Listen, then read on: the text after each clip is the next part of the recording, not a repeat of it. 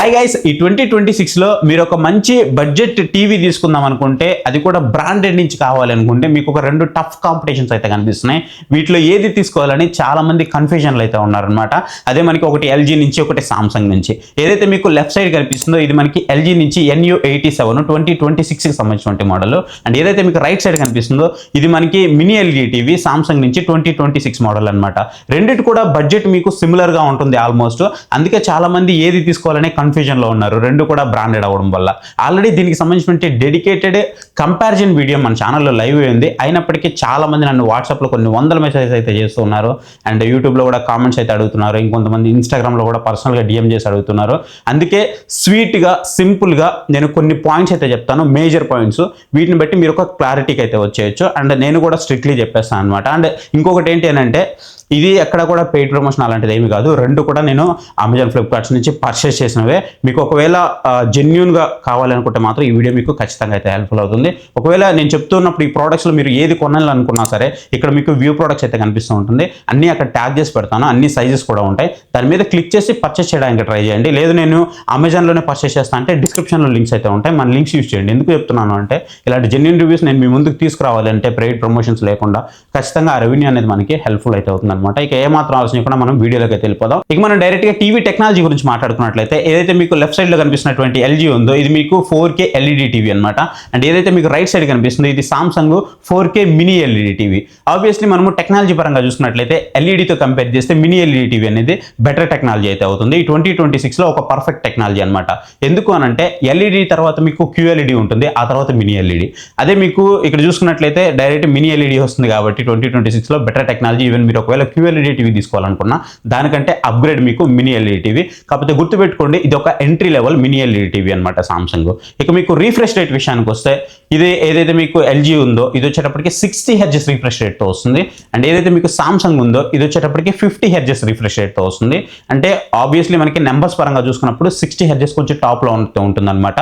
But real time performance విషయానికి వస్తే మీకు ఎక్కడ పెద్ద చేంజ్ అయితే కనిపించదు. రెండు కూడా చాలా సిమిలర్గా ఉంటాయి, అసలు ఎక్కడ మీకు కొంచెం డిఫరెన్స్ కూడా కనిపించదు. ఇక రెండు యూఐల విషయానికి వస్తే, యూఐకి సపరేట్ ఫ్యాన్ బేస్ ఉంటుంది అనమాట. చాలా మందికి ఎల్జీ యూఐ నచ్చుతుంది, ఇంకొంతమందికి సామ్సంగ్ యూఐ నచ్చుతుంది. సామ్సంగ్ వచ్చేటప్పుడు మనకి టైజన్ యూఐతో వస్తుంది, అండ్ ఎల్జీ వచ్చేటప్పుడు మనకి వెబ్ ఓఎస్తో వస్తుంది అనమాట. సో ఓఎస్లు రెండు కూడా డిఫరెంట్, అది కంప్లీట్గా మీ చాయిస్ మీద డిఫరెంట్ అయి ఉంటుంది. ఇక మనం స్పీకర్స్ గురించి మాట్లాడుకున్నట్లయితే, మనకి పిక్చర్ క్వాలిటీతో పాటు ఆడియో క్వాలిటీ చాలా ఇంపార్టెంట్ కాబట్టి ఆడియో క్వాలిటీ వచ్చేటప్పటికి ఎల్జీలో మీకు 20 వాట్స్ అవుట్పుట్ అయితే ప్రొవైడ్ చేస్తున్నారు స్పీకర్స్. అదే మీకు సామ్సంగ్ లో చూసుకున్నట్లయితే 30 వాట్స్.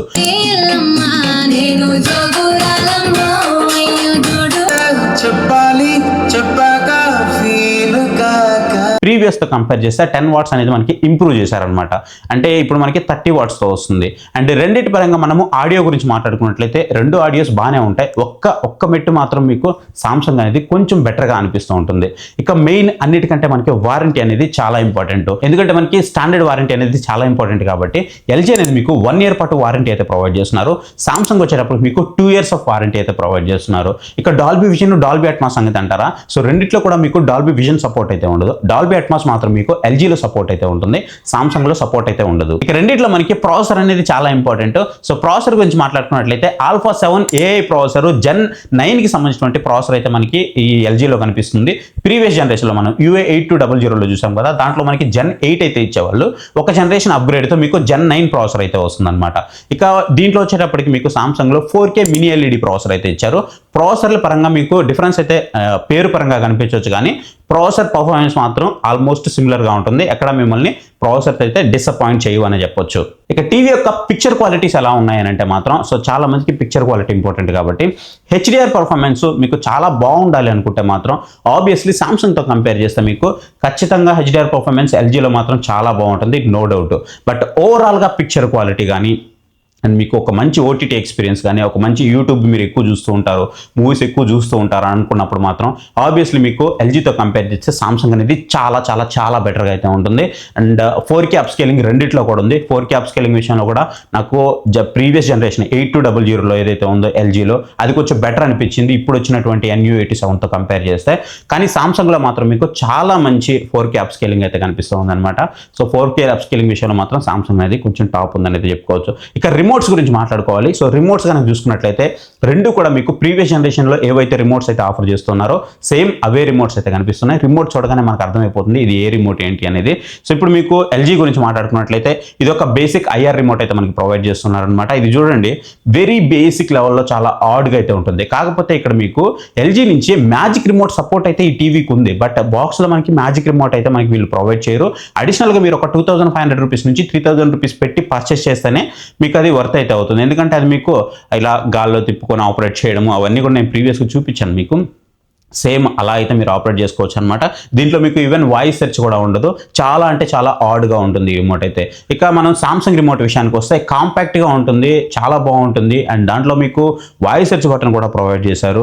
అండ్ పాపప్ బటన్స్ అయితే ఉంటాయి. రెండిట్లో కూడా మీకు ఓటీటీ బటన్స్ అయితే ఉంటాయి. కానీ కంపేర్ టు మనం ఎల్జీతో కంపేర్ చేస్తే సామ్సంగ్లో మీకు కొంచెం బెటర్ అనిపిస్తూ ఉంటుంది అనమాట. రిమోట్ లుక్ వైజ్ కానీ కొంచెం ప్రీమియంనెస్ కానీ అండ్ కాంపాక్ట్ విషయంలో కానీ ఎవ్రీథింగ్ అయితే చాలా బాగుంటాయి. బట్ ఎప్పుడైతే మీరు ఎల్జీ నుంచి మీకు మ్యాజిక్ రిమోట్ పర్చేస్ చేస్తారో అప్పుడు మనము సామ్సంగ్ రిమోట్తో కంపేర్ చేస్తే మాత్రం ఆబ్వియస్లీ మీకు సామ్సంగ్ కంటే కూడా ఎల్జీ రిమోట్ మ్యాజిక్ రిమోట్ అనేది చాలా స్పెషల్ అయితే ఉంటుంది. దాంట్లో మీకు లాట్ ఆఫ్ ఏఐ ఫీచర్స్ కూడా వస్తూ ఉన్నాయి. అండ్ ఏఐ ఫీచర్స్ గురించి మాట్లాడుకున్నట్లయితే రెండిట్లో కూడా మీకు ఏఐ ఫీచర్స్ అయితే ఉన్నాయన్నమాట.